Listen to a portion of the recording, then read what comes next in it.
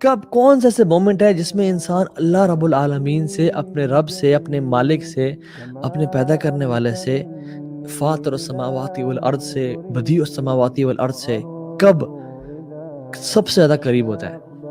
تو وہ پتہ ہے کون سا مومنٹ ہے؟ دیٹ از دا مومنٹ جب انسان سجدے کی حالت میں ہوتا ہے تہجد کے ٹائم پہ.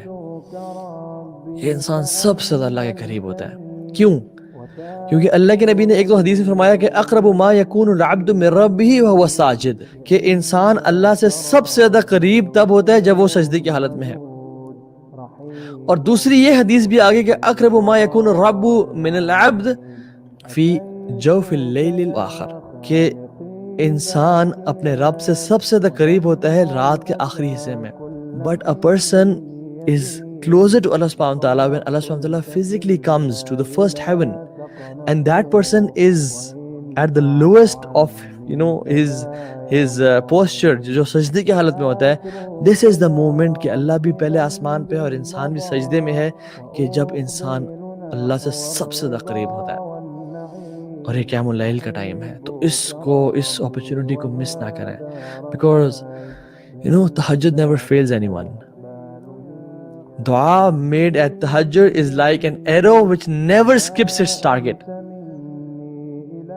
یہ ایک ایسا نشانہ ہے جو کبھی اپنے ٹارگٹ کو مس نہیں کرتا. اور اگر آپ اور میں سمجھتے ہیں کہ ہم نے ہر کام کر دیا مصیبت سے نکلنے کے لیے، مگر تہجد کی نماز کنسسٹنٹلی نہیں پڑھی، تو ہم نے کچھ بھی نہیں کیا. سو بات کیا ہے کہ جو لائف کا کرکس ہے وہ یہ ہے کہ ہر انسان چاہتا ہے کہ اس کو عزت ملے، اس کو آنریبل ہو، وہ سکسیسفل ہو، اور ہر انسان چاہتا ہے کہ لوگ اس کی عزت کریں. تو کیا کریں؟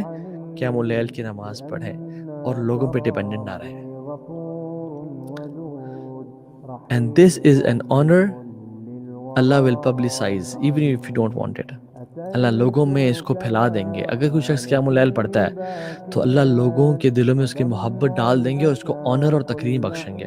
یہ اللہ کا ایک اصول ہے.